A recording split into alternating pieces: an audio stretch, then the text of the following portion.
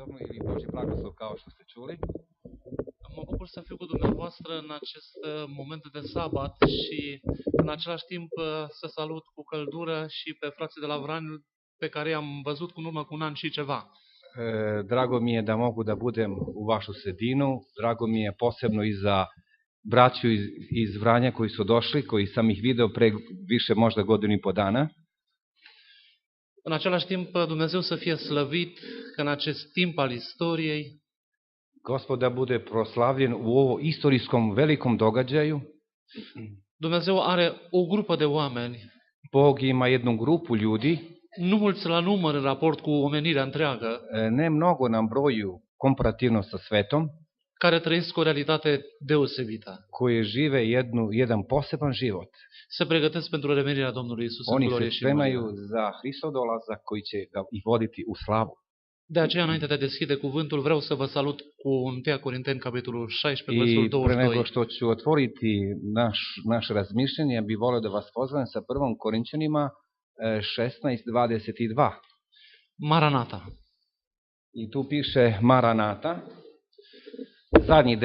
zadnji deo stiha Maranata. Și vă spun încă o dată, Maranata. I reći ću vam ponovo Maranata. Amin. Amin. Aș vrea să privim la Domnul Isus Hristos în această parte de timp care o avem.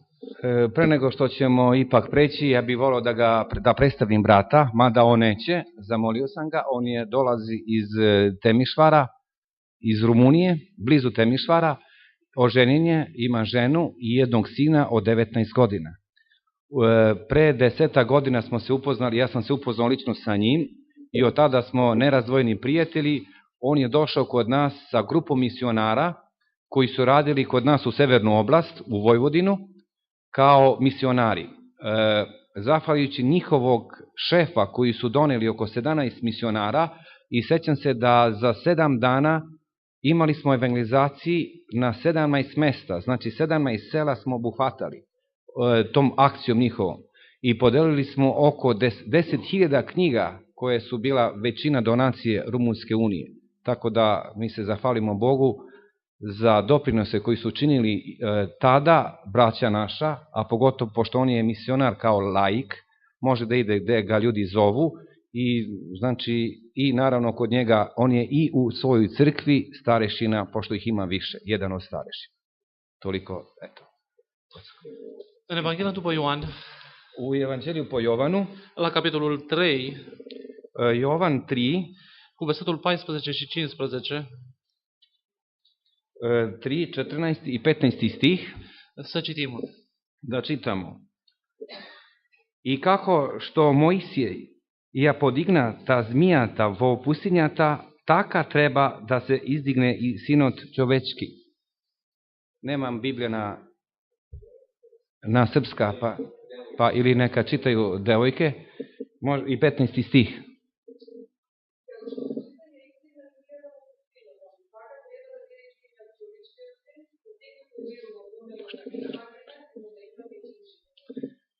Hvala lepo.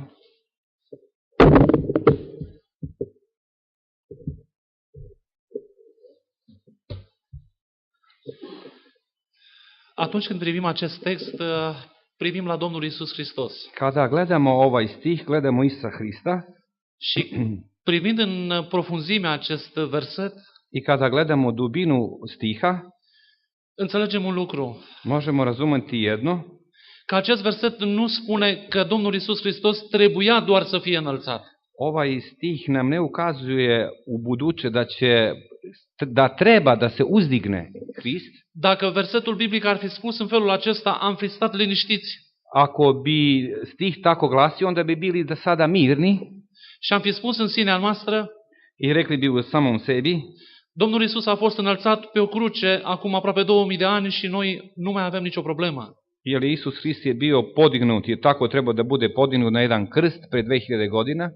Dar textul acesta vorbește despre o înălțare a Domnului Hristos astăzi. Ali ovaj stih nam ukazuje na nešto, otvori nam drugu viziju. În limba română, cuvântul trebuie nu este la timpul trecut, ci la timpul prezent. Stih, odnosno reč, tako treba, nije u buduće, nego u sadašnje vreme. De aceea aș vrea să pornim într-o călătorie și să înțelegem astăzi, în anul 2014, anul Domnului Isus, ce înseamnă să ne înălțăm pe Isus Hristos. I zato bih voleo sada da pođemo na ovaj put i da živimo sa Hristom, odnosno da vidimo te suštine reči što hoće da nam ukazuje. Cu mulți ani în urmă, serva Domnului Ellen White spunea, Pre više godina Duh Prošta nam kaže, citez, i citiramo, marea strigare a îngerului al treilea a și început velika vika trećeg anđela je već i počela prin descoperirea Domnului Hristos kroz otkrivenje Isusa Hrista ca un mântuitor iertător de păcate. kao jedan spasitelj i onaj koji prašta grehe. Este o realitate atât de frumoasă. To je jedna realnost tako lepa. Ce înseamnă astăzi ca în inimile noastre Domnul Iisus Hristos să fie din nou înălțat? Šta znači da danas u našim srcima bude podignut Isus Hrist? În Evanghelia după Ioan, la capitolul 8, Evanđelje po Jovanu 8, cu versetul 28, 28, ako aș je dori neko să spremno. citească cineva în croată sau în sârbă. 8.28, nek se čita na makedonski.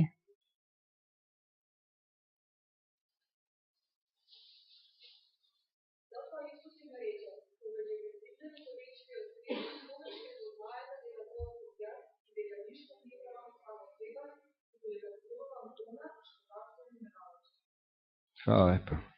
Tako da razumemo svi, je li tako?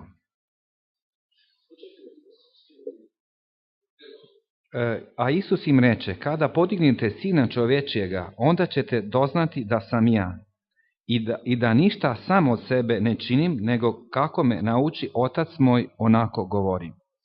Observați, Domnul Iisus vine și amplifică această nevoie și spune, când veți înălța pe Fiul omului. I vidite ovdje da Isus ukazuje kada podignete ili uzdignete Sina čovječijega, Veți cunoaște că eu sunt. vi ćete prepoznati da ja sam. În momentul în care suntem preocupați ca să fie înălțat Domnul Hristos în inimile noastre, I kada budemo fokusirani da Isus Hrist bude podignut u našem srcu, îl vom cunoaște pe Domnul Iisus ca niciodată până atunci. tada ću vidjeti ili gledat ću na Hrista kao nikada do tada. Apostolul Pavel se ruga cu toată tăria Apostol Pavle se molio svom silom svojom și să-L cunosc pe El da upozna njega și puterea învierii Lui i silu njegovog vaskrsenja și părtășia cu suferințele Lui i dela sa njegovim mukama și să mă fac asemenea cu moartea Lui. i da budem sličan njegovom smrću. Iată care era năzuința, dorința Apostolului Pavel. Eto, ko je njegova želja bila apostola Pavla? În momentul în care suntem frământați cu această întrebare, cum îl pot cunoaște în mod personal I pe Domnul kada Iisus duboko Hristos? razmišljamo na ovo pitanje kako mogu podići u mom srcu Isusa Hrista, Vom înțelege mai bine istoria planului de mântuire. tada ću razumeti mnogo bolje plan spasenja. Cu mulți ani în urmă, Pre više godina unazad, pe unul dintre capeții Marelui Pod din Londra, podul peste Tamisa, dogodilo se na mostu u Londonu. stătea un cerșetor. Tamo bio je jedan prosijak De ani de zile a făcut lucrul acesta. i on godinama na tom mostu u Londonu prosi. În fiecare dimineață își lua vioara I svakog jutra on je uzeo svoju violinu și pălărioara lui i njegov šešir și se așeza la capătul podului. i on je stao na svom starom mestu. Pentru o singură realitate. Za jednu realnost. Să-și adune bruma lui existențială pentru ziua respectivă. Da može da živi toga dana. Într-una dintre zile I jednog od tih dana s-a întâmplat ceva interesant. dogodilo se jedno interesantno. Lumea care trecea pe podul acela, grăbită în sus și în jos, Ljudi koji su prošli la un moment u dat, svojim obavezama văzând că nimeni nu vine să-i pună nimic în pălărioara lui, i dan prolazi i niko nije se sagnuo da mu baca koji dinar u și-a pus tome. întrebarea, astăzi ce voi mânca? I on već kako prolazi dan postavlja pitanje danas šta ću da jedem. Și privind spre trecători, unul după altul treceau în iureșul vieții, I gledaju na noge tih prolaznika kako brzo jure i prolaze. la un moment dat I u jednom datom trenutku vede pe un domn bine îmbrăcat, ispred sebe gleda jednog gospodina dobro obučen, care trecea pe podul acela. koji je prošao tim putem, tog mosta, Și a zis, cu siguranță omul acesta îmi va da suficient ca să am ce-mi trebuie pentru astăzi. i u njega se neka nada podigla u srcu da će sigurno nešto da mi da ovaj gospodin. Și omul acela s-a apropiat. Još se približio njemu Și în momentul în care a ajuns în fața lui, i u trenutku kada je stao ispred njega, nu i-a oferit nimic, on nije mu nudio ništa ci i-a adresat o întrebare. i postavio mi jedno pitanje. Vrei să-mi dai puțin mie vioara ta? Hoćeš da mi daš tvoju violinu? Și cercetătorul acesta, care a fost surprins de această I cerere, ovaj prosijak, pošto niko do sada nikomu nije tražio njegovu violinu, se uită la el on gleda u njega și într-un final, fără să spună niciun cuvânt, îi oferă vioara. i na kraju, bez ikakve reči, on mu nudi svoju violinu. Necunoscutul acela I taj nepoznati gospodin, o acordează on je šteluje și apoi începe să cânte. i počinje da peva, da svira. Un lucru se întâmplă acum. I nešto se događa na tom mostu. Lume multă era în jurul lor în momentul acela. U datom trenutku, kada je počeo da svira, toliko se ljudi okupili oko njih. Unul după altul s-a oprit să poată să admire această muzică I deosebită. svaki prolaznik nije mogao ravnodušno da prolazi, nego je stao da sluša kako ovaj gospodin svira violinu. Cercetorul privea la cel care cânta, A ovaj prosija gleda tog gospodina kako svira, privea la mulțime gleda ispred sebe mnoštvo ljudi și nu-i venea să creadă. i ne može da veruje. Niciodată în viața lui n-a văzut atât de multă lume în jurul lui. Nikada u svom životu nije vidio toliko mnoštvo ispred njega. Și pune-se întrebarea, I postavlja pitanje, cine o fi omul acesta? kom može da bude ovaj gospodin? Și în timp ce era frământat cu această nevoie de a cunoaște cine este omul, I u tom trenutku, dok on je razmišljao na ovome, aude din mulțime spunând pe cineva, slušao je iz mnoštvo da je neko govorio, este maestrul Paganini. to je gospodin maestro Paganini. Am adus o ilustrație înaintea noastră ca să înțelegem ce înseamnă să-L cunoaștem pe Domnul Iisus Hristos. To je samo jednu ilustraciju koju sam vam dao ispred vas da razmišljamo na tome. De multe ori ne luăm viața noastră în mâinile noastre Mnogo puta mi uzimamo život u našim rukama și încercăm să o acordăm după cum credem noi că este mai bine. i želimo da ga sinkronizujemo ili štelujemo kako mi mislimo da je najbolje. Și de cele mai multe ori producem doar disonanțe. I mnogo puta umjesto svirku čujemo ono što nije lepo. Invitația Domnului Iisus este să-i dăm Lui vioara vieții noastre. Poziv danas je Hristov da damo violinu Hristu i da na on odsvira.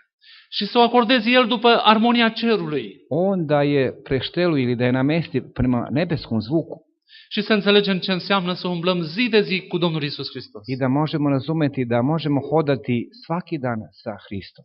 În Ioan capitolul 8, U Jovan 8, cuvântul lui Dumnezeu spune, Domnul Iisus însăși spune, sam Isus Hrist kaže, când veți înălța pe Fiul omului, veți cunoaște că eu sunt. kada ćete uzdići ili podići Sina čovečega, onda ćete prepoznati da ja sam. Acest verset ne duce atât de aproape de experiența lui Moise. Ovaj stih nas dovede toliko blizu do iskustva koje ima Mojsije. Pe vremea când Domnul vrea să scoată pe Israel din Egipt, U datom trenutku kada je Bog teo da izbavi izraelskog naroda iz Egipta, în cartea Exodului capitolul 3, druga Mojsijeva, 3. glava, Dumnezeu îi se arată lui Moise în rugul aprins. Bog se otkriva Mojsiju u jednom užarenom stablu, ili kako da kažem. Și pentru prima dată Moise aude cuvintele lui Dumnezeu în acest verset. Îmi place foarte mult acest I po gând. prvi put Mojsije čuje uživo Božji glas. Scoateți încălțămintea. Exod iz- capitolul 3 cu versetul Druga Mojsijeva 5. 3:5 kaže, izuj obuću svoju, căci locul pe care calci este sfânt. jer mesto gde gaziš je sveto. Aici este momentul în care înțelegem ce vrea să spună Dumnezeu. Ovdje je trenutak ako možemo da shvatimo šta Bog želi da nam kaže. Și Moise spune, Doamne, vrei să mă trimiți să scot pe Israel? a Mojsije već odgovara, hoćeš da idem da izbavim izraelskog naroda? Și atunci Dumnezeu spune, Onda Gospod du-te și kaže, spune-le. idi i reci. În Exod, capitolul 3, cu versetul 14. Druga Mojsijeva 3:14, ako hoćeš da čitaš, Cel ce se numește Eu sunt m-a trimis la voi. možeš da čitaš?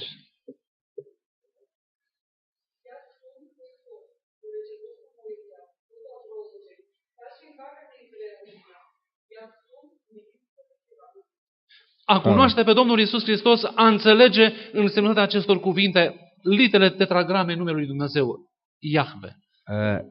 Ako možemo da razumemo te reči koji su izgovorene, ja sam, kao što iznosi, kao što znamo, Jahva, Și Dumnezeu merge mai departe și spune, a Bog ide dalje i reče, Dumnezeul lui Avram, onda kaže, ja sam Gospod Avrama, Dumnezeul lui Isaac Gospod Bog Isaka și Dumnezeul lui Iacov i Gospod Jakovljev. m-a trimis la voi. On me poslao kod vas. Când veți înălța pe Fiul omului, Kada ćete podići Sina Božjega, veți cunoaște că Eu sunt, spune Domnul Iisus tada ćete Hristos. prepoznati da ja sam. Cum putem astăzi să înălțăm pe Domnul Iisus Hristos? Kako možemo mi danas da uzdižemo Isusa Hrista?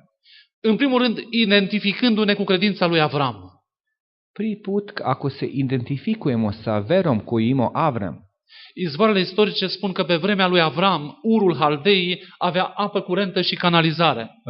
istorijski događaj nam ukazuje da mesto Avram u Uru, gde je živeo, je bio toliko civilizovan da je imao i vodovod i kanalizaciju. Și Dumnezeu îi spune lui Avram, lasă tot confortul tău, I Bog se javlja Avramu i reče, ostavi tvoj komfort, tvoju lasă tot lepotu, ce ai ostavi ono sve što ti imaš și vino și slujește-mi numai mie. i hodi za mnom i služi samo meni. E ca și cum Dumnezeu mi-ar spune mie astăzi, To je kao na primjer sad da mi Gospod reče meni danas, știi, lasă mașina de spălat automată, ostavi mašinu koja pere automatski, lasă tot ce ai în casă ostavi sve što imaš u svojoj kući și dacă eu te trimit unde vreau ca să mergi, du-te și fă lucrarea pe care o să spun. i da ideš tamo gde ja te šaljem. Un al doilea aspect al credinței lui Avram. I drugi aspekt njegove vere, A venit momentul în care Dumnezeu a zis lui Avram, ia pe fiul tău, pe unicul tău fiu și adu-l jertfă. i drugo postavljeno teško pitanje Avrama jeste, uzmi sina svog i donesi mi ga na dar, na žrtvu. Și Avram ascultă în totul totului tot. I vidimo mi da Avram je bio poslušan u svemu što mu je Bog naredio. Urcând povrnișul muntelui Moria, I kako se popeo na brdu Moriju sa svojim sinom, Avram și Isaac mergeau unul lângă celălalt. Avram i sin njegov Isak išli su zajedno na tom brdu Au ajuns pe platou unde trebuia să fie i stigli su do tog mesta gde bi Bog odredio da bude žrtvovan, așezat altarul de jertfă. da bude na oltar. Totul este pregătit Sve je bio pripremljeno, și Isaac pune întrebarea, tată, unde este mielul? a sin postavlja tati pitanje, tata, a gde je jagnje? Inima lui Avram era răvășită. I tada mu je svoj sin slomio srce. Era unicul lui fiu. To je bio jedan jedini prvenac, Dar Avram îl cunoștea pe Dumnezeul lui. ali mi vidimo da Avram je upoznao ili znao Boga. Și Avram este dispus să ducă la îndeplinire porunca lui Dumnezeu în totul. Ali njegova ideja jeste da ispoštuje ili ispuni Božji nalog u potpunosti. A avea credința lui Avram înseamnă să asculți pe Dumnezeu în tot ceea ce face. Znači, imati veru Avramovu, znači poslušati ga u potpunosti šta on zahteva od nas. Al treilea aspect al credinței lui Avram. I treći aspekt njegove vere, Atunci când Dumnezeu merge să nimicească Sodoma și Gomora, tada kada Gospod ide da uništi gradove u dolini, se oprește pe la Avram. on ne može da zaobiđe prijatelja svog Avrama. Cum aș putea să fac fără să-i spun lui Avram ceea ce vreau să fac? Gospod postavlja pitanje i dat je izveštaj kako mogu da činim to, a prijatelju mom Avramu da mu ne kažem. Și Avram mijlocește. I mi vidimo ovdje Avrama kako posreduje. Doamne, poate în Sodoma sunt 50 de oameni. I on razgovara sa Bogom i kaže, pošto je znao da će Bog uništiti te gradove, i pitao ga ako ima 50 vernika. Și coboară mijlocirea până la 10 persoane. I vidi da u tom razgovoru nema 50, nego posreduje do broj 5. Al treilea aspect al credinței lui Avram este mijlocirea. I treći aspekt Avramove vere jeste posredovanje sa molitvom. Dumnezeul lui Isaac Bog Isakov este Dumnezeul tuturor celor care ascultă. jeste Bog onome koji sluša. Mă uit spre tineri de astăzi. Gledam naše mlade danas.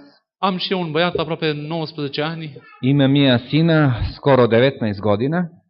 Și îmi imaginez cum a fost Isaac. I mislim kako je tada bio Isak. N-a ieșit niciodată din cuvintele tatălui său. On nikada nije izašao iz očevog žargona ili izraza. A asculta de Dumnezeu așa cum cere El este să te identifici cu ascultarea lui Isaac. Biti poslušan Bogu, znači treba da se identifikujemo poslušnošću Isaka koju ima prema svome ocu. Isaac este un prototip al Domnului Hristos. I vidimo da ovaj sin Isak je jedan prototip poslušnosti Isa Hrista prema svome ocu.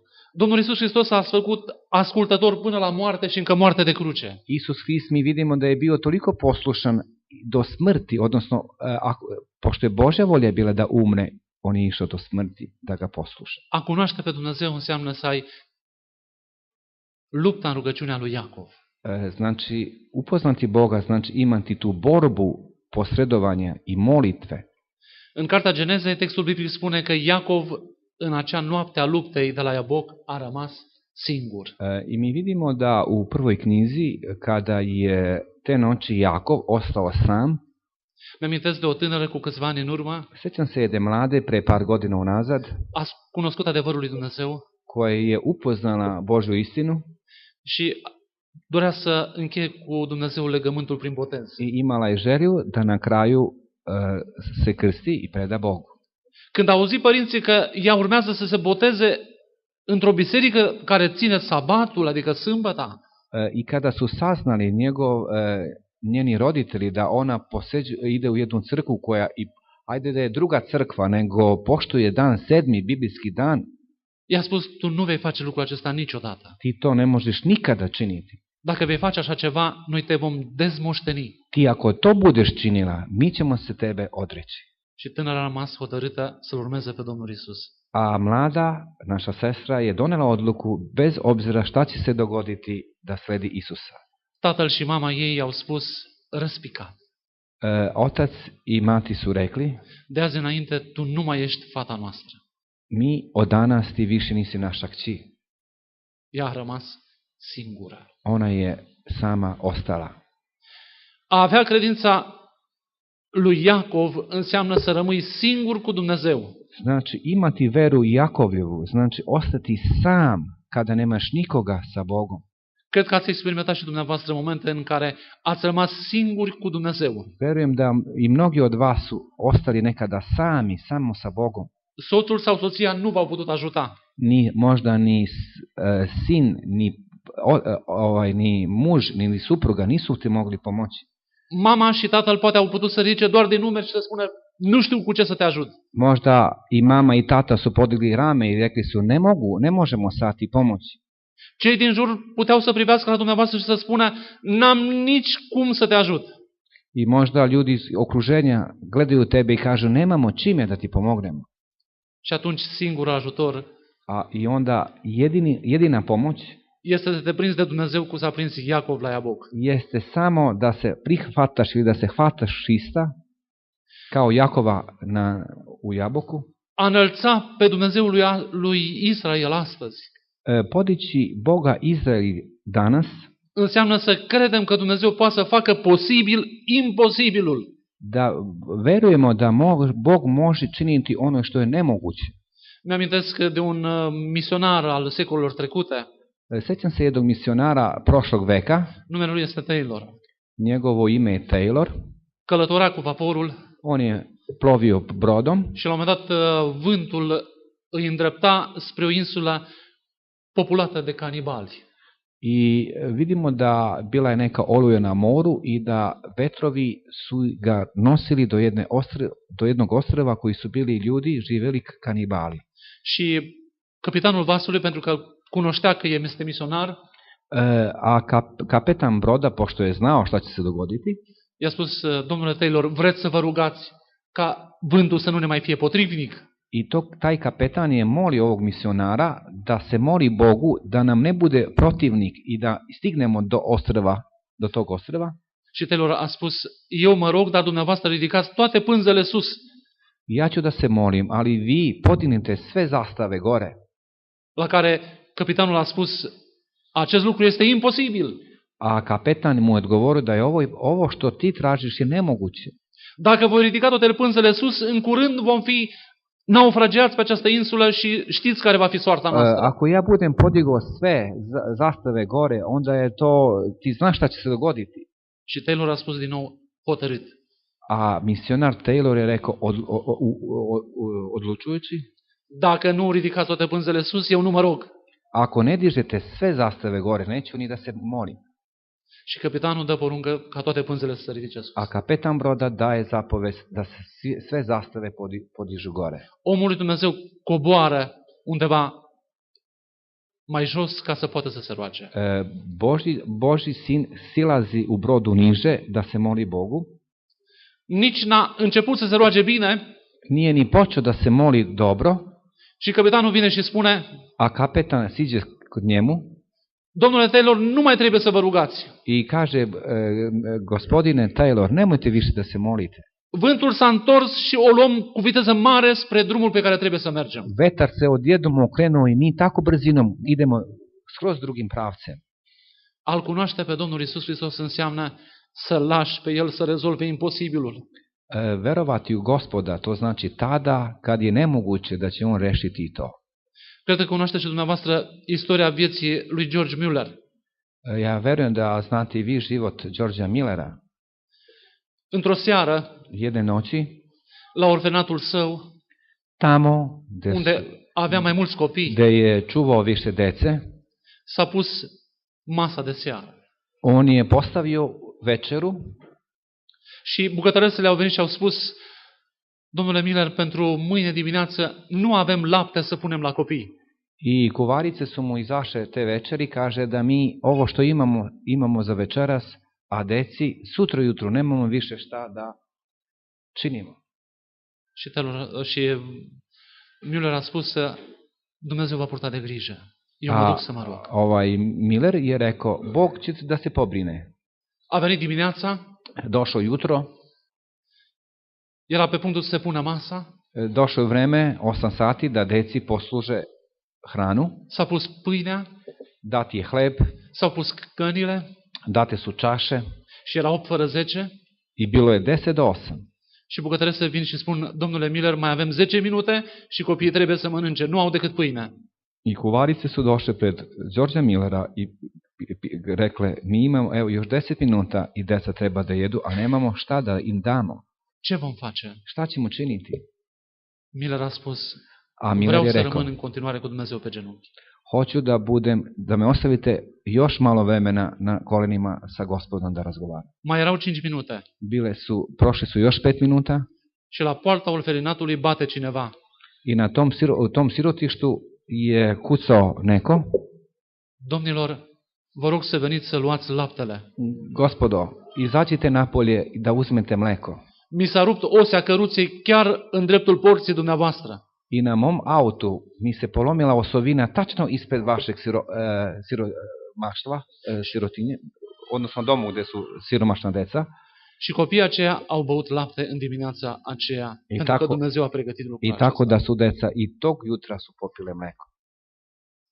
Când veți înălța pe Fiul omului, kada budete podigle ili uzdigle Sina Božjega, acest lucru ne obligă pe fiecare dintre noi. Ovo nas obavezuje svakoga od nas să ne punem foarte serios întrebarea. Da postavljamo veoma ozbiljno pitanje. Îl cunosc atât de bine pe Domnul Iisus încât să rămân statornic în cuvântul Lui, indiferent unde ar merge drumul? Da li sam upoznao Isusa Hrista da mogu se upouzdam u njega bez obzira gde me vodi put. Primul gând care vreau să-l aduc, încercând să punem înaintea noastră această cunoaștere a Domnului Isus. I pre nego što hoću da usadim još jedan misao o Isu Hristu, Ca un mântuitor iertător de păcate. kao spasitelja i onaj koji prašta grehe, În cartea Calea către Hristos u knjizi Put Hristu există un pasaj pe care vreau să vi-l citez. ima jedan citat koji bi volio da ga pročitam. La picioarele lui Hristos Kod Hristovih nogu nu suntem numai iertați, ne da smo samo oprošteni, ci rămânând în Hristos, nego i pored Hrista primim o inimă nouă, primamo srce novo, dorințe noi, želje nove un caracter nou i jedan novi karakter și inclinații noi. i nove želje. La picioarele Domnului Hristos primim o inimă nouă, Znači, kod Hristovih nogu dobijemo jedno novo srce, dorințe noi, nove želje un caracter nou i novi karakter și inclinații noi. i posebne želje. A te identifica cu credința lui Avram Da se identifikujemo sa verom Avramovom, înseamnă să spui, Doamne, dacă e voia ta să pun totul pe altar, dă-mi putere să o fac. ako je tvoja želja i volja da stavim sve na oltar, ti mi daj silu to da činim. Aș vrea să pun o întrebare la care nu vreau să-mi răspundeți. Ja bih volio da vam postavim jedno pitanje, ali ne morate da mi odgovorite. Sunteți frământați de dorințe noi în viața dumneavoastră? Da li želite nešto novo ili u vašem životu ili u vašem veri prema Hristu? Doriți atât de mult ca o inimă nouă să fie partea dumneavoastră în fiecare zi? Da li želite da vam Bog dade svaki dan novo srce? Doriți ca să aveți înclinații noi? Da li želite da imate nove želje? Doriți ca să aveți un caracter nou? Da li želite da imate novi karakter? Vă doresc și îmi doresc Ja vama želim i sebi želim ca această binecuvântare să fie a fiecare dintre noi. da ovaj blagoslov bude deo nas.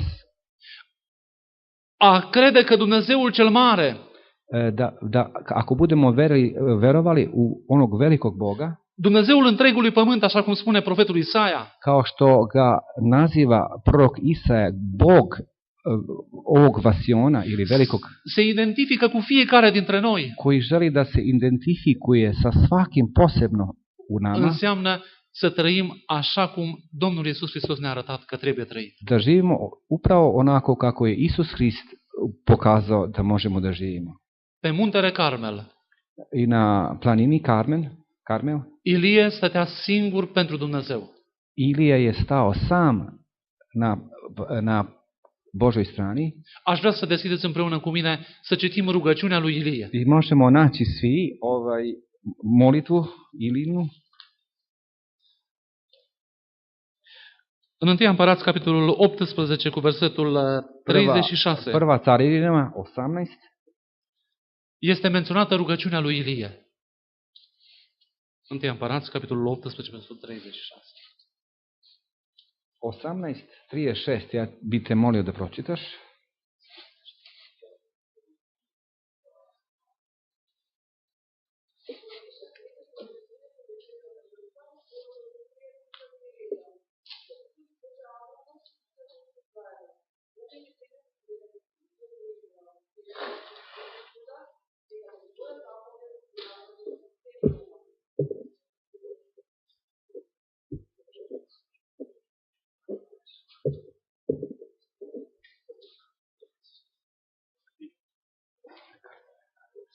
Întâia Împărați 18 cu 36.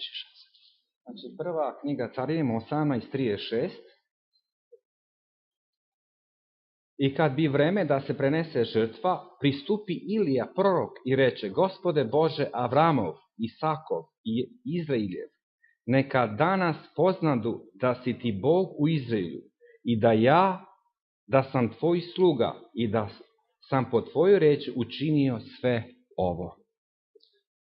Observați cu ce începe Ilie rugăciunea lui, Ste obratili pažnju kako prorok Ilija počne svoju molitvu, stând singur de partea lui Dumnezeu.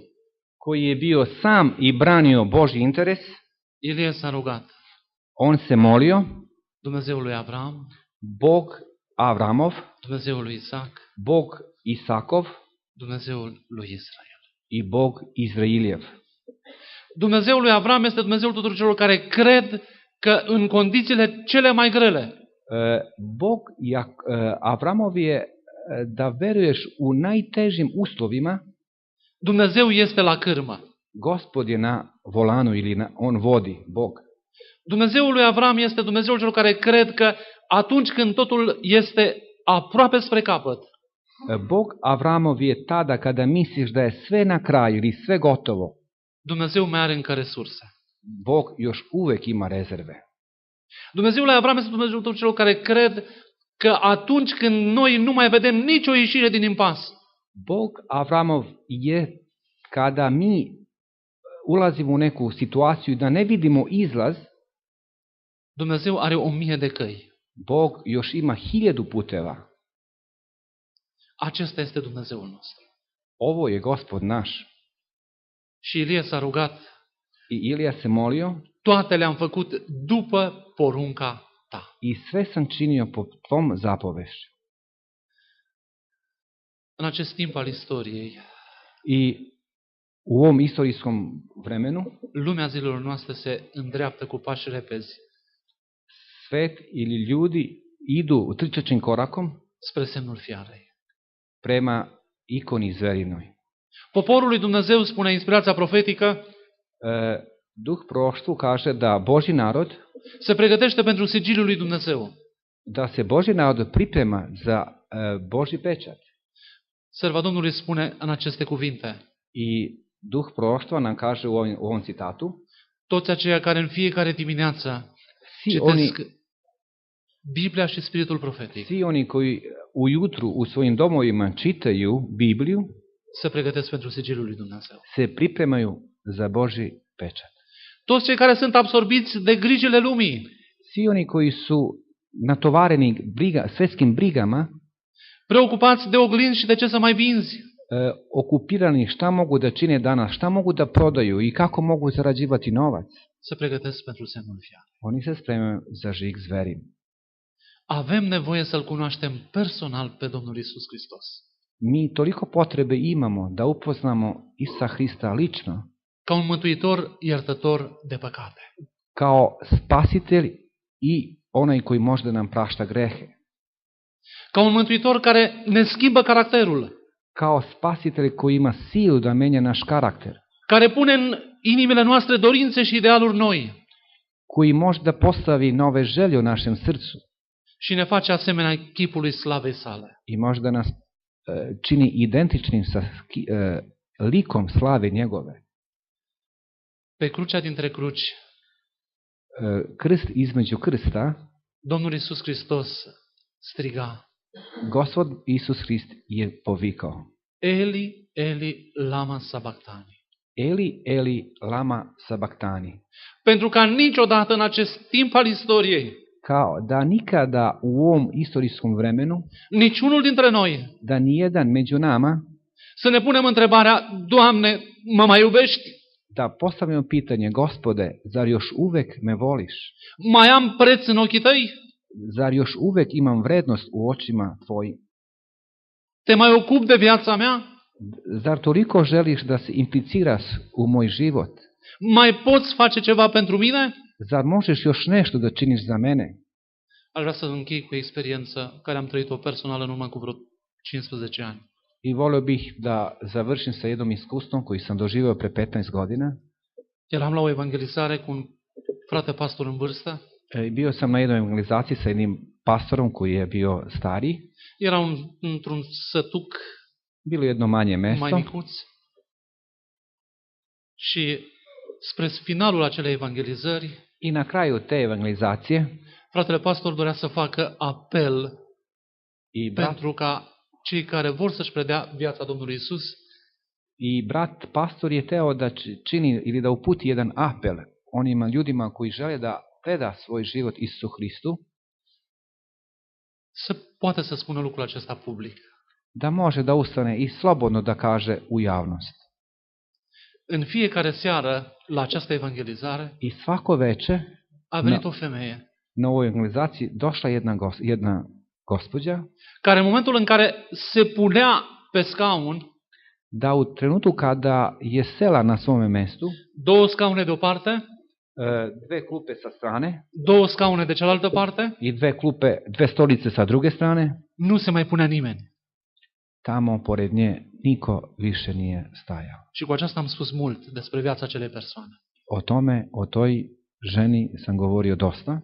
În mintea mă gândeam, Doamne, nu lăsa ca această persoană să spună public că vrea să-L urmeze pe Domnul Isus. I u sebe sam mislio, Gospode, nemoj da činiš da tu gospođu i ta žena želi da preda život tebi.